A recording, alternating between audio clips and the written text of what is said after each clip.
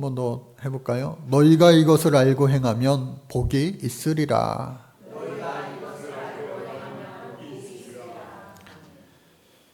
요즘에는 TV 채널 수가 뭐 수십 가지, 아니 수백 가지 이렇게 되는 것 같습니다.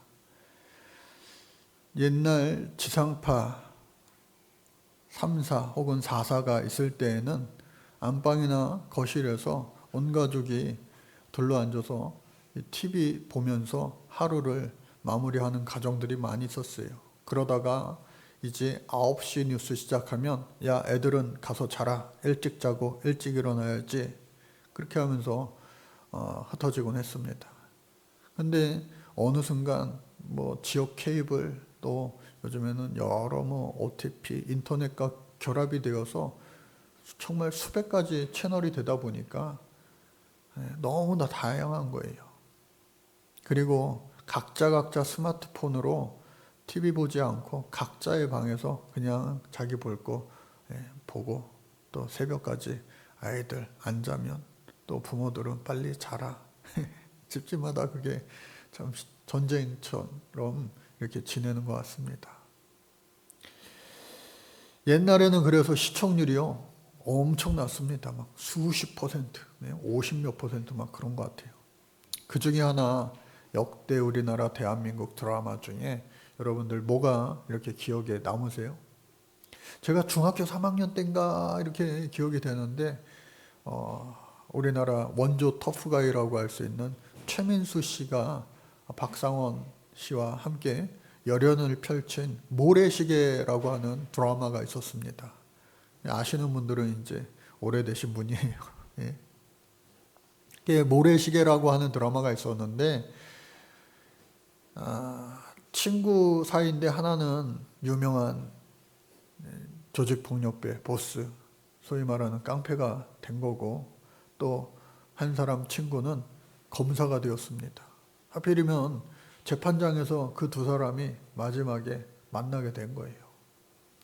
결국은 사형을 선고받았습니다. 사형 집행날 마지막 그 친구와의 만남, 한 명은 검사, 한 명은 사형수. 유명한 대사가 있죠? 뭐예요? 나 지금 떨고 있네. 비슷했어요? 많이 패러디되고 회자되기도 했는데, 나 지금 떨고 있니? 그 5글자, 이 말 속에 많은 우리 인생의 의미가 담겨져 있는 것 같습니다. 제 아무리 겁없이 살아온 깡패 중에 깡패, 그런 사람도 결국은 마지막 자신의 죽음 앞에서는요, 두렵고 떨리는 그 마음을 감출 수 없다는 그 인간의 한계, 연약함을 여실히 드러내고 있는 것이죠. 저 여러분들도 마찬가지 아니에요? 하나님이 주신 은혜 또 축복 중에 하나가 어쩌면 우리의 끝을 알 수 없다는 거예요. 우리의 끝을 알고 살아가면은 참 계획적으로 멋지게 이렇게 살아갈 것 같죠? 그런데 두려워서, 걱정돼서, 염려가 돼서 더 불안해할 것이다 라고 하는 반론도 더 많고, 또 거기에 또 동의가 되기도 합니다. 그래서 우리가 언제인지 모르지만 정확한 건 뭐예요? 뭐 옛날 철학자 말들을 빌리지 않더라도 우리의 인생은요, 영원할 수 없다는 거예요. 어느 순간 끝이 난다는 거예요. 그런데 마치 우리는 살아가면서 영원한 것처럼 살아갈 때가 참 많죠. 그래서 죽음을 생각할 때 모든 사람은 겸손해지고, 또 그 죽음 앞에 우리의 남은 인생이 더욱더 신중해질 수밖에 없는 거죠. 스스로 세월을 아낄 수밖에 없는 거죠. 인간의 옷을 입고 성육신하신 예수님도 마찬가지셨다라고 하는 거예요. 예수님이 이 땅에 오셔서 인간의 옷을 입고 오셨기 때문에 출생도 있었고요. 또 마지막 죽음도 있으셨다. 한 번 맞는 그 죽음을 예수님도요, 정말로 많이 겁내하시면서 두려워하셨어요. 그래서 마지막까지도 아버지요, 할 수만 있거든 이 잔을 내게서 지나가게 없소서. 마지막 순간까지도 그와 같이 하나님 앞에 기도하셨죠. 그만큼 죽음이라고 하는 것이 결코 쉬운 게 아니죠.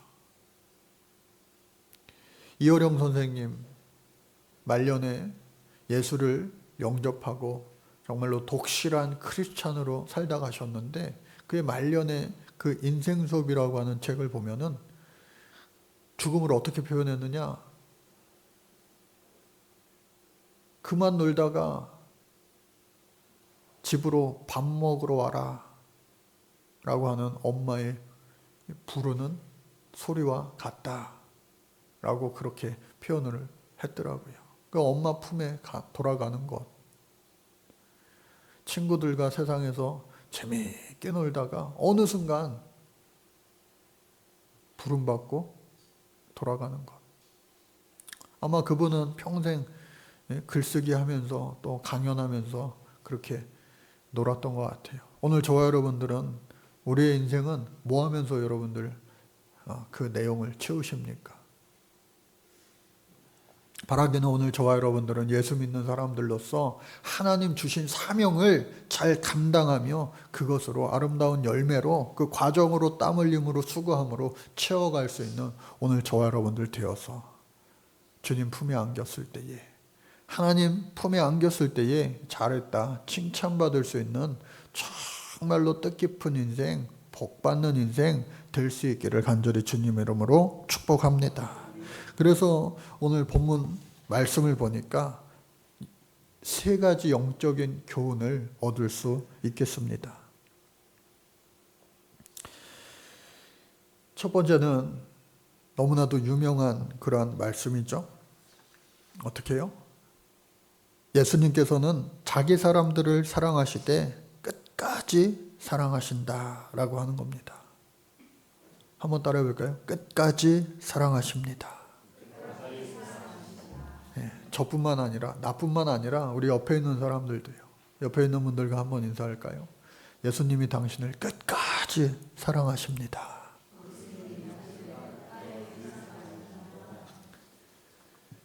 예수님이요, 그런 분이세요. 우리 하나님이요, 그런 분이세요.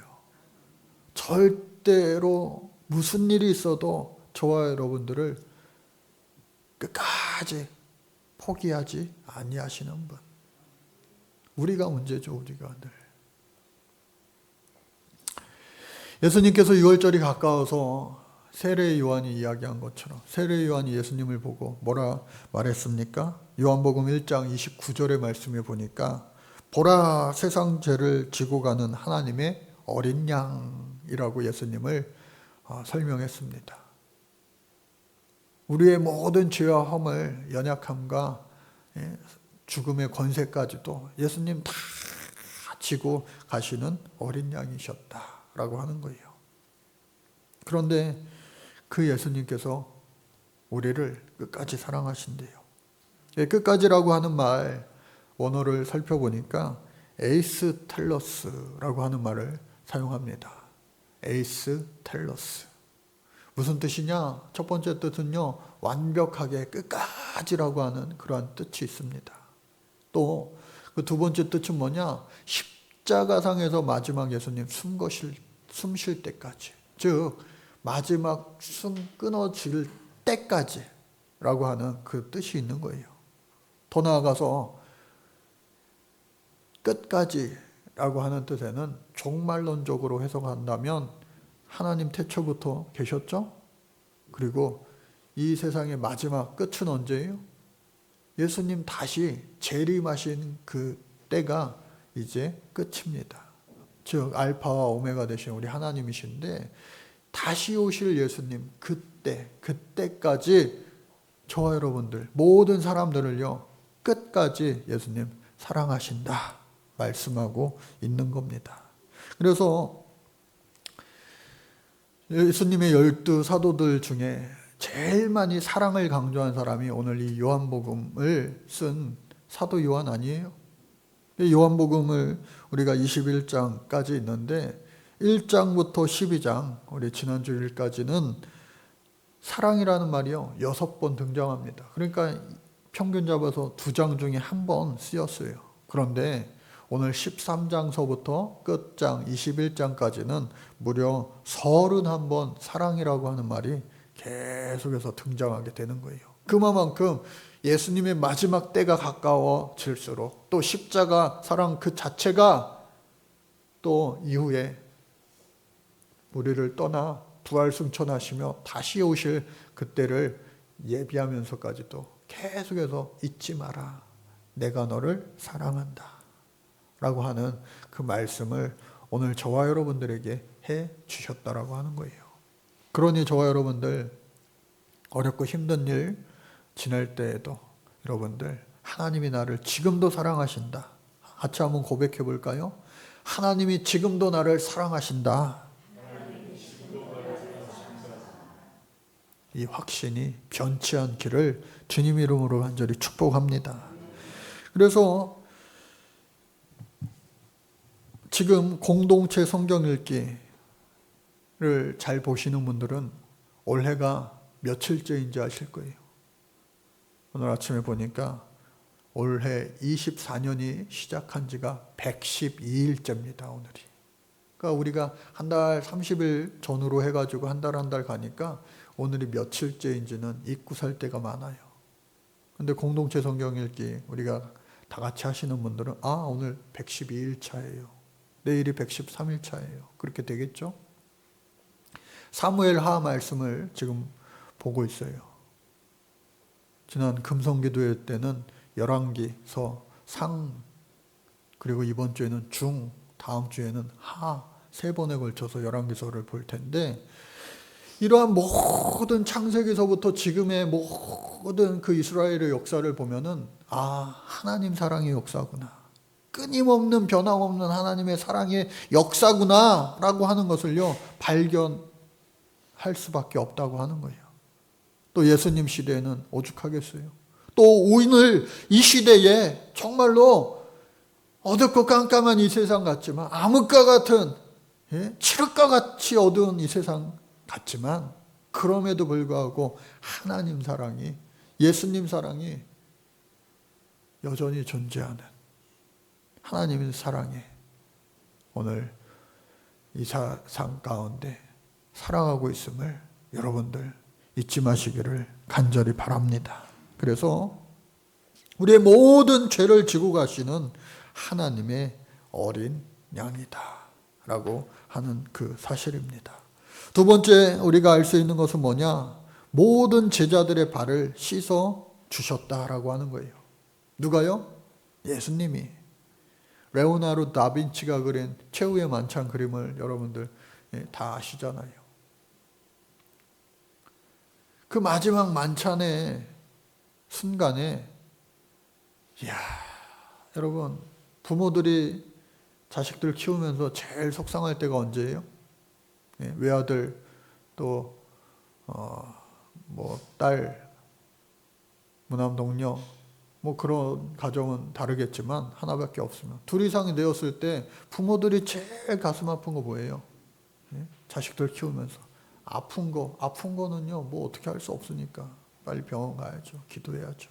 근데 자식들끼리요 크거나 어리거나 자식들끼리 싸우면요 이 부모의 마음이요 정말 갈기갈기 찢어지는 그런 경험을 하는 거예요. 애기였을 때도요 시기 질투하는 거예요. 나밖에 없었는데 동생이 태어나는 순간 이 엄마 품이요 나의 품이 아니라 동생의 품이 됨으로 인하여 그 시기 질투가 엄청난 거예요. 세상을, 온 우주를 다 빼앗긴 그런 느낌, 상실감. 훗날 나중에 재산 싸움 하느냐고 막 법정에서 가서 다투고 또 심지어 막 형제간에 온갖 말할 수 없는 사건이 일어나 뉴스거리가 되기도 하고 그 부모의 심정은 오죽하겠냐고요. 부부 되신 분들은 잘 아실 거예요.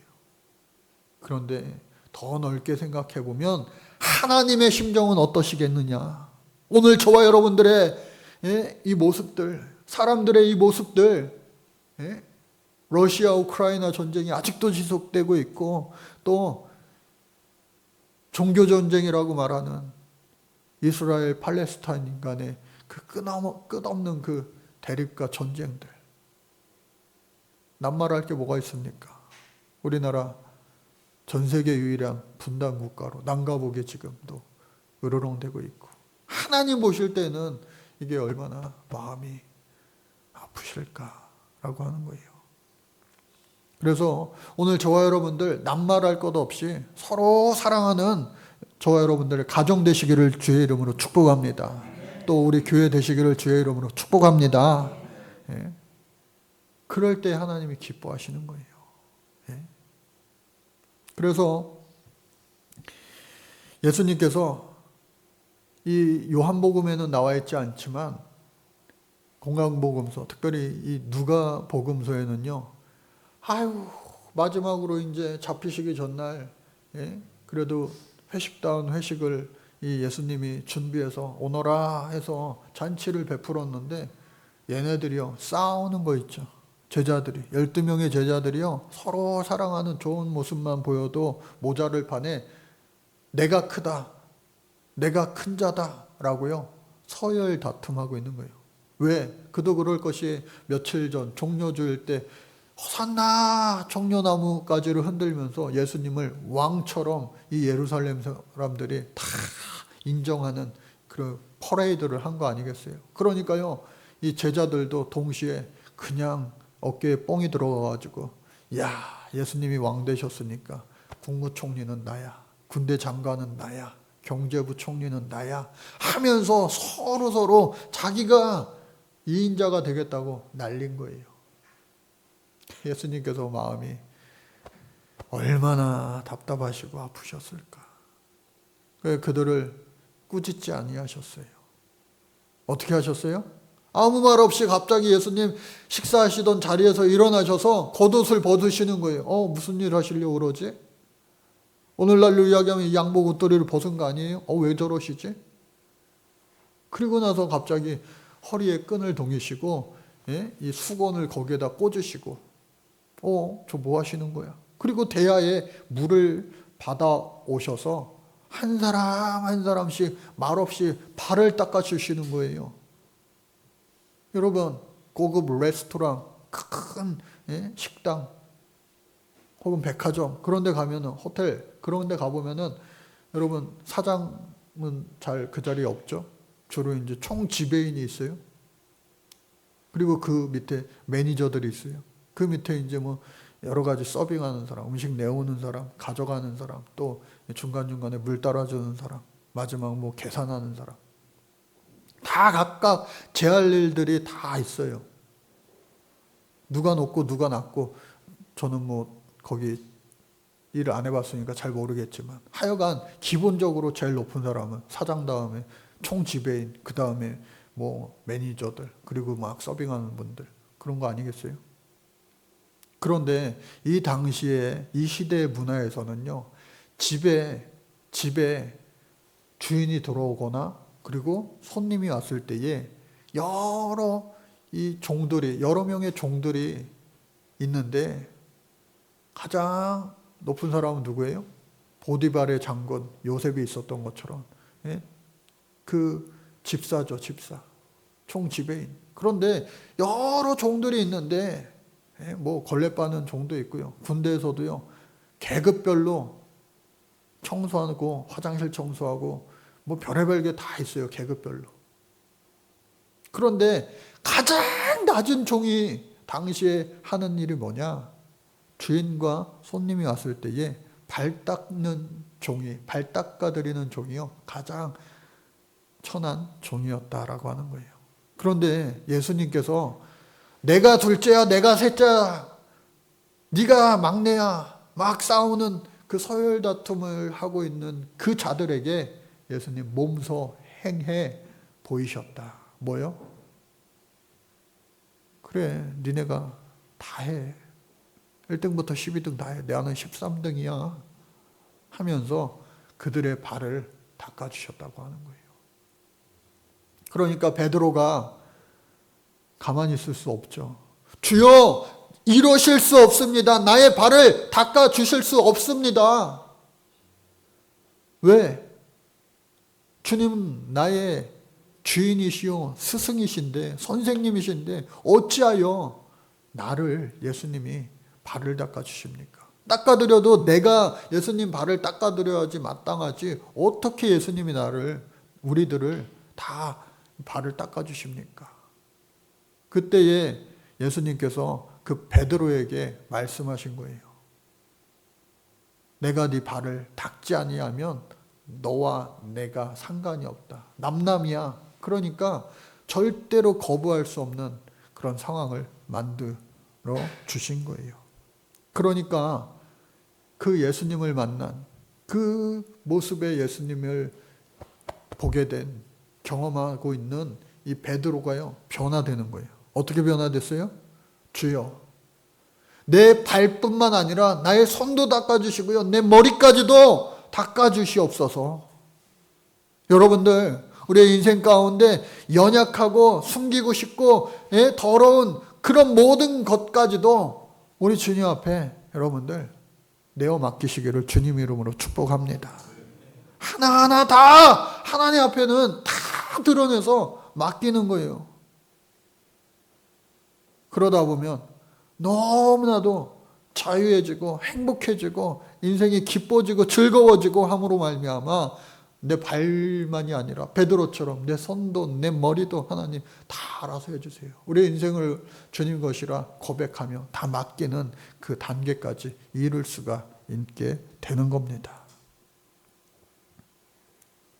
근데요, 예수님께서 그들의 발을 닦아주신 그 이유를 단순히 그 당시에 사람들이 잔치집에 올 때는요 머리부터 발끝까지 깨끗이 씻고 옵니다. 오늘 저와 여러분들도 남의 결혼식, 가족 결혼식 할 때 잘 준비해서 가잖아요. 목욕도 하고 또 옷도 깨끗이 입고 또 사진도 찍어야 되니까 화장도 하고. 그런데 당시에 이 이스라엘 그 지역에는요 고온 건조한 그런 기후예요. 그러니까 바깥을 나가는 순간 당시에는 양말도 없었고 신지 않았고 이 쪼리 같은 그 슬리퍼를 신고 다녔는데 흙이 완전히 이렇게 건조해서 그냥 흙투성이가 되는 거예요. 잠시 나갔다 와도. 그러니까 요즘에 우리가 밖에 나갔다 오면 애들한테 야, 손 씻고. 양말을 신고 있으니까 발까지 씻는 애들은 거의 없죠. 야, 손이라도 닦어. 근데 당시에는요 손보다 발을 닦는 거예요. 그래서 어디를 가든지 그 곳에 가장 미천한 종이 발을 닦아주는 겁니다. 그 발을 닦는 그 의미를 우리는 단순히 예수님이 발 닦아주신 그 의미를 청결에 관한 그러한 의미가 아니라 유진 피터슨이 쓴 메시지 성경 요한복음 13장 10절 말씀을 보니까 거기에 더 자세히 이 개역 성경에는 서 있지 않는 것이 담겨져 있어요. 우리가 같이 한번 읽어볼까요? 시작. 예수께서 말씀하셨다. 아침에 목욕을 한 사람은 이제 발만 씻으면 된다. 너희는 머리부터 발끝까지 깨끗하다. 내 관심사는 위생이 아니라 거룩이라는 것을 너희는 알아야 한다. 이제는 너희는 깨끗하다. 그러니까 위생적인 차원, 청결한 차원의 것을 넘어서 어떻게 해요? 예수님을 경험하고 예수님이 닦아주시면 우리는요 거룩하게 되는 거예요. 할렐루야. 그런데 이 머리와 손은 닦을 이유가 없다라고 하는 건 뭐예요? 예수 믿고 우리가요 오리지널 신 원죄는요 다 예수의 보혈로 씻어 없어진 줄로 믿습니다. 그런데 구약의 제사장들도 하나님 앞에 번제를 올려드리고 성소로 들어갈 때에 항상 물두멍에서 손과 발을 깨끗이 닦은 다음에 하나님을 만나러 들어간 거예요. 그러니 오늘 저와 여러분들 대표 기도할 때도 마찬가지고 개인 기도할 때도 마찬가지고 하나님을 찬양하고 우리의 모든 구할 것을 구하기 이전에 뭘 해요? 우리의 알고 지은 죄 모르고 지은 죄를 하나님 앞에 늘 회개하며 기도로 먼저 나아가는 거 아니겠어요? 깨끗해진 그릇에 하나님은요 거룩한 하나님의 놀라운 은혜와 또 놀라운 축복을 마음껏 부어주실 수 있다라고 하는 거예요. 그래서 예수님께서 깨끗이 다 닦아 주셨다라고 하는 겁니다. 그리고 마지막으로 너희가 이것을 알고 행하면 복이 있으리라 말씀하십니다. 너희가 이것을 알고 행하면 복이 있으리라. 여러분 오늘 말씀의 제목이기도 한데 여러분들 하나님의 축복이 넘치시기를 간절히 바랍니다. 그 방법을 예수님께서 오늘 이 아침에 분명히 다시 한번 우리에게 말씀해 주시는 거예요. 너희가 이것을 알고 행하면 무엇을요? 세족식이잖아요. 지금 말씀으로 예수님 여태까지 가르칠 때도 많이 썼어요. 들에서 산에서 회당에서 거리에서 시장에서. 그런데 오늘 예수님께서 3년 동안 동고동락한 그 제자들에게는 말씀으로 가르치시는 것이 아니라 몸소 행하여 보이셨다. 그러니까 너희들도 마찬가지로 머리로는요 이미 다 배워서 알아요. 12제자들이 머리가 꽉 찼어요. 그리고요 열정도 있는 사람들이에요. 왜요? 자신의 가족을 버리고 또 베드로와 같은 어부들은 그물과 배도 만선의 축복도 다 버리고 예수님 따라온 사람들 아니에요? 열정이 충만한 사람들. 3년 동안 예수님 한 배 탄 사람들. 그런데 실천이 없었다. 그래서 몇 주 전에 제가 데니스 홀링거 목사님, 신학교 교수이기도 한데 그분이 쓴 책 뭐예요? 같이 한번 해볼까요? 시작. 머리, 가슴, 손. 시작. 머리, 가슴, 손. 말로만 하면요 까먹어요. 제가 괜히 하는 게 아니에요. 다시 시작. 머리, 가슴, 손. 이렇게 하면요 안 까먹습니다. 그러니까 우리의 신앙이요 균형 잡힌 신앙이 되어야 돼요. 신앙의 S라인이 되시길 주님 이름으로 축복합니다. 머리, 가슴, 손이요. 머리, 가슴, 손. 불균형한 것이 아니라 머리, 가슴, 손. 파편화되는 신앙이 아니라. 그래서 우리 예수님께서 다 하고 나신 다음에 비로소 마지막에 너희도 서로 발을 씻기는 것이 옳다. 이 말을 단순히 그냥 서로 발 닦아준다. 요즘에 어느 신학대학인가요? 기독교대학 그 CF처럼 교수님들이 학생들 발 닦아주는 거 세족식 여러 군데서도 많이 하잖아요. 우리 교회에서도 종종 했고. 근데 그 단순히 발 닦아주는 그 의미를 뛰어넘어서 어떻게 해요? 서로의 죄를 허물을 용서해주고 사랑해 주어라 라고 하는 그러한 깊은 의미가 그곳에 담겨져 있다라고 하는 거예요. 그래서 때로는 우리 예수 믿는 사람들 마찬가지고 또 봉사 우리보다 더 열심히 하는 예수 믿지 않는 봉사단체 회원들도 얼마나 많은지 몰라요. 아주 그냥 목숨 걸고 봉사하러 다닙니다. 근데 조심해야 될 거 마냐?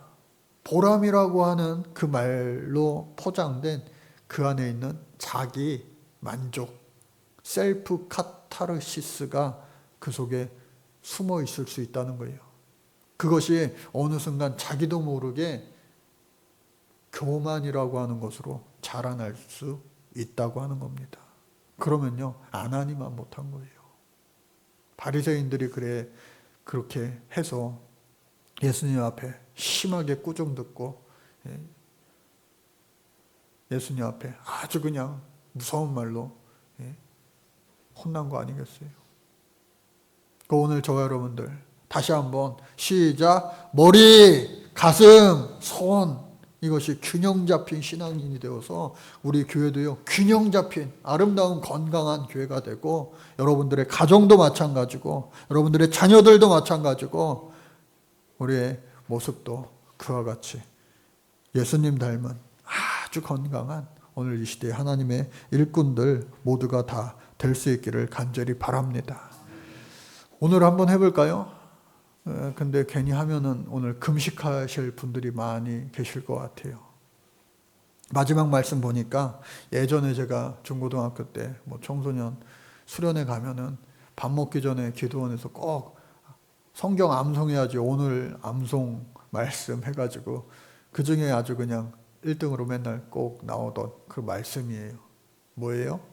우리 요한복음 13장 20절 말씀 같이 한번 읽고 오늘 말씀 마치겠습니다. 내가 진실로 진실로 너희에게 이르노니 내가 보낸 자를 영접하는 자는 나를 영접하는 것이요 나를 영접하는 자는 나를 보내신 이를 영접하는 것이니라. 아멘. 그래서 많은 사진들도 사실 제가 준비를 했어요. 우리 지난 추수감사절 때 지역에 돌아다니면서 저 송내천 교회 앞 여러 동네를 다니면서 막 쓰레기 줍던 그 사진들, 여러 사진들이 있죠. 남녀노소 할 것 없이 이웃사랑 실천의 한 방편으로 그냥 우리가 몸소 행한 거예요. 예수님이 기뻐하신 줄로 믿습니다. 돌아오는 수요일 날 다가봉사도 마찬가지고요. 그래서 마지막으로 머리, 가슴, 손이 균형 잡힌 건강한 우리 교회, 또 여러분들의 가정, 또 저와 여러분들의 모습이 되어질 수 있기를 간절히 주님 이름으로 축복합니다. 하나님 감사합니다. 저희들 정말로 머리와 가슴과 손이 균형 잡힌 신앙인들 모두가 다 되게 하여 주옵소서. 그러므로 말미암아 너희가 이것을 알고 행하여 복을 받으라 말씀하신 그 예수님의 복을 누리며 살아갈 수 있는 주인공 되게 하여 주옵소서. 예수님의 이름으로 기도드립니다. 아멘.